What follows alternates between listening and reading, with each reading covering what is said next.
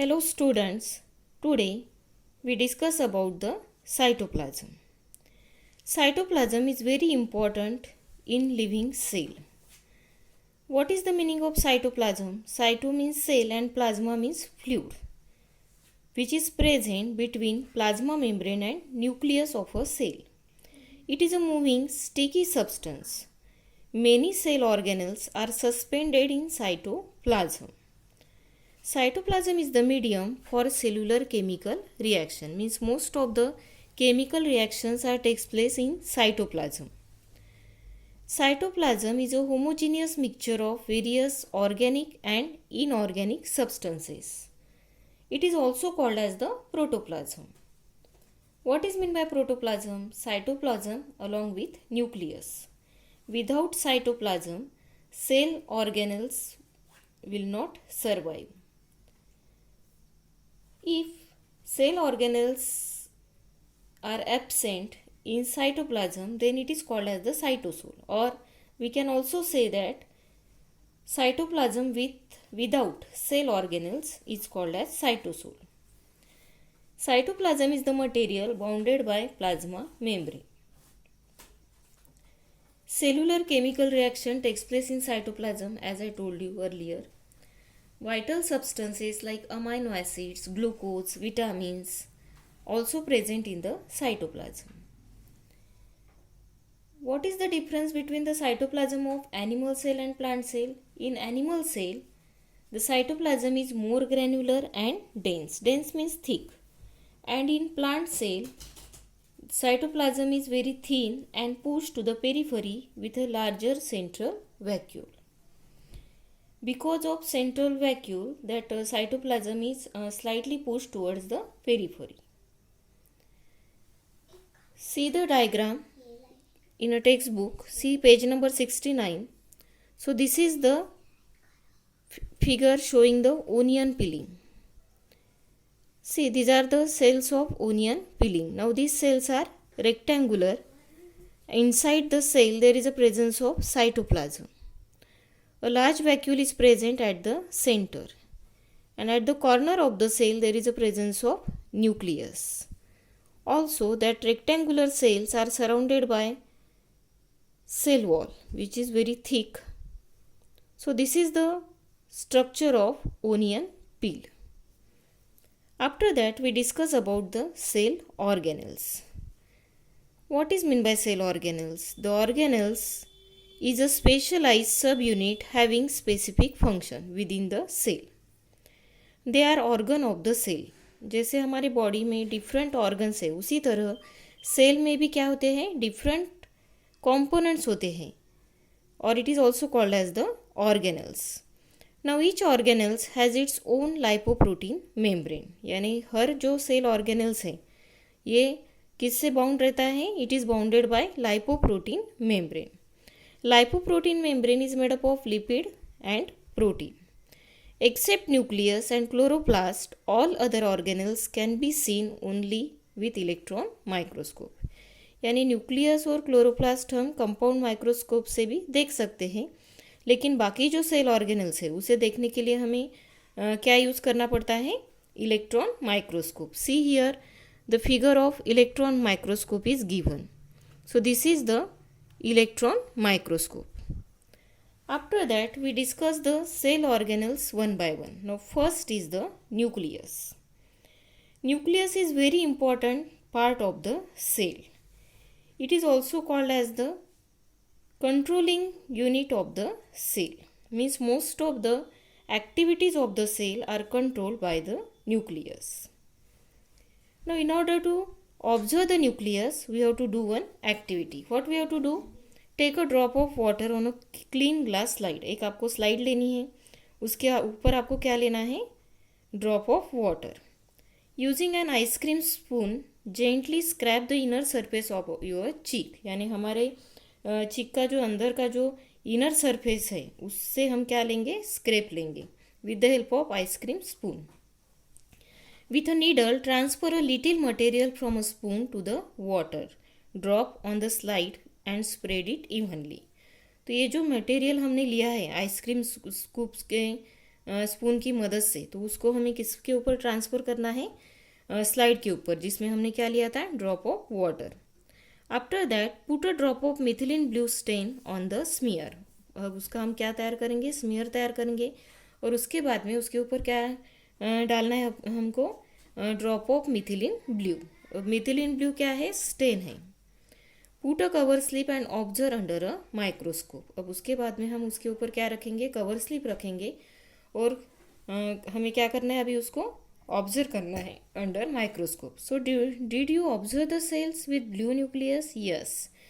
The dark round spot seen under the microscope while observing the onion peeling stain with iodine is the nucleus of the cell. उसी तरह जब हम चिक cell observe करते हैं तो large nucleus can be seen, यानी large जो न्यूक्लियस है ये हमें दिखाई देता है. After that we discuss about the structure of cell. Now when observed under electron microscope we can see the nucleus covered by a double layer membrane with small pores. Nucleus का structure कैसा है, nucleus is a spherical in structure and it is covered by double membrane having small pores which is called as the nuclear pore. क्या कहते हैं उसे, nuclear pore means various material come inside and go outside from the nucleus with the help of nuclear pore. These pores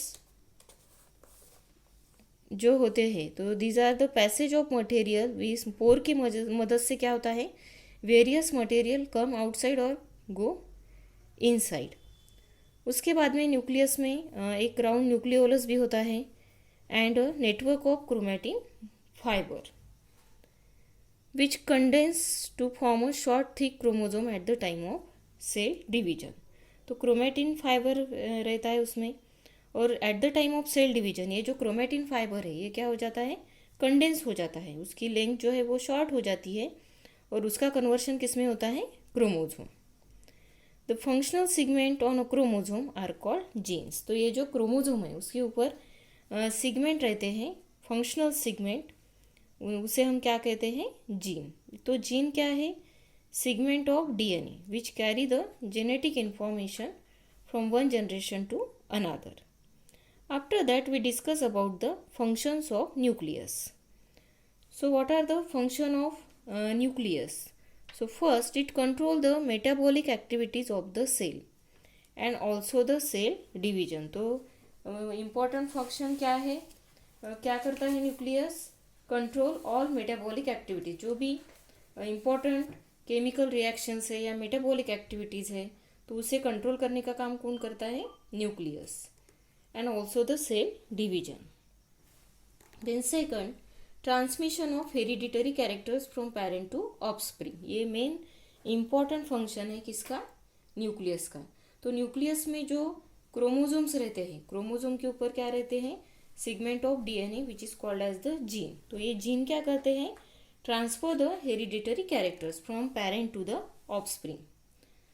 then nucleus is loss in RBCs of mammals to accommodate more haemoglobin. Exception क्या है, generally सभी cell में nucleus present रहता है, लेकिन mammals के जो RBCs रहते हैं, आरबीसीज यानी रेड ब्लड कॉर्पसल्स, तो उसमें न्यूक्लियस क्या रहता है, एब्सेंट रहता है. उसका रीज़न क्या है, क्यों न्यूक्लियस एब्सेंट रहता है, क्योंकि न्यूक्लियस एब्सेंट रहने के कारण उस सेल में ज़्यादा से ज़्यादा क्या रह सकता है, हीमोग्लोबिन रह सकता है. और उसके कारण क्या होगा, more and more oxygen carried by the hemoglobin because hemoglobin क्या करता है, carries the oxygen and transfer to various each and every part of the body or cell.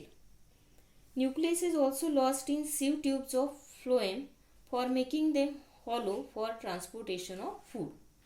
तो ये जो sieve tubes रहते हैं, sieve tubes किसके रहते हैं, phloem. phloem में जो sieve tubes रहते हैं तो उसमें भी न्यूक्लियस क्या रहता है, वो ये जो सेल है उसमें न्यूक्लियस एब्सेंट रहते हैं. और उसके कारण क्या होता है, ये जो ट्यूब रहती है सीव ट्यूब्स, तो ये हॉलो हो जाती है. और उसके कारण क्या होता है, it helps in transportation of food, यानी continuous tube like structure is form without nucleus. और उसके कारण जो फूड मटेरियल है, they are transfer from one part to the another. So this is about the structure of nucleus. So nucleus is very important part of the cell. After that we discuss about the endoplasmic reticulum. अब endoplasmic reticulum का क्या function है, तो आपको पता है आपके घर में जो यानी बिल्डिंग जो है, there are different pipelines for different. आपके घर में या बिल्डिंग में बहुत सारी पाइपलाइंस रहती है और उसका फंक्शन भी अलग अलग रहता है. जैसे वाटर सप्लाई पाइपलाइन है, ड्रेनेज पाइपलाइन है, that connect to the sewerage, the rain water pipeline in the balcony that can carry the water outside or such a pipelines in our building. और यानी हमारे बिल्डिंग में बहुत सारी अलग अलग प्रकार की पाइपलाइन रहती है और सबका फंक्शन क्या रहता है, अलग रहता है. If this pipelines are not there और even if they are not working in proper order, then there is a problem of transportation of water or sewage. अब ये जो पाइपलाइंस है, अगर ये अपना काम अगर अच्छे से नहीं करते हैं तो क्या होगा, प्रॉब्लम क्रिएट हो सकता है in the transportation of water और sewage.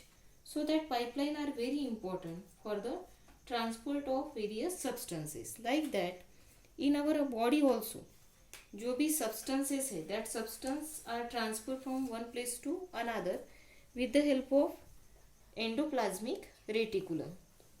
So that endoplasmic reticulum originated from the nucleus. ये जो endoplasmic reticulum है तो ये कहाँ से फॉर्म होते हैं, it is produce from the और originated from the nuclear pore. So the organelles which conduct various substance inside the cell is called endoplasmic reticulum. तो ये endoplasmic reticulum का क्या फंक्शन है, तो जो सब्सटेंस है सेल इनसाइड द सेल, यानी सेल के अंदर जो सब्सटेंस है उसको ट्रांसपोर्ट करने का काम, या ऑर्गेनल्स को, the organelles which conduct various substances inside the cell is called endoplasmic reticulum. तो ये एंडोप्लाज्मिक रेटिकुलम का स्ट्रक्चर कैसे रहता है, has a net like structure consisting of interconnected miniature tubes and sheets filled with fluid. तो ये इसका जो स्ट्रक्चर है वो कैसे है, तो इसमें बहुत सारे छोटी ट्यूब्स रहती है और शीट रहती है, वो एक दूसरे से क्या रहती है, जुड़ी हुई रहती है लाइक दिस. और ये क्या करती है, दे कैरी फ्लूइड. ठीक है. Endoplasmic reticulum is connected to nucleus from inner side to plasma membrane from outer side. तो ये जो एंडोप्लाज्मिक रेटिकुलम है ये न्यूक्लियस से कनेक्ट रहती है इनर साइड से और प्लाज्मा मेम्ब्रेन को कनेक्ट होती है आउटर साइड से. तो इस तरह से ये क्या फॉर्म करती है, it forms a supporting network. After that we discuss the function of endoplasmic reticulum. So what are the function, it is the framework that support cell. तो मेन फंक्शन क्या है, फ्रेमवर्क फॉर्म करता है endoplasmic reticulum, जिसके कारण cell को क्या मिलता है, सपोर्ट मिलता है. Second, conduction of proteins. Proteins is conducted through the tubes like structure of endoplasmic reticulum. Then third function, that is there is a toxin that have entered the body through the food, air and water are made water soluble. ठीक है, यानी जो भी toxins body के अंदर आता है food के द्वारा, एयर के द्वारा या वाटर थ्रू वाटर, तो ये सब जो टॉक्सिन सब्सटेंसेस है तो ये सोलूबल करने का काम कौन करते हैं, endoplasmic reticulum, and then flush out of the body. और बाद में ये जो टॉक्सिन सब्सटेंस है सोलूबल होने के बाद में, वाटर में सोलूबल होने के बाद में ये बॉडी के बाहर क्या किए जाते हैं, फ्लश किए जाते हैं, फ्लश आउट किए जाते हैं. So this is the structure and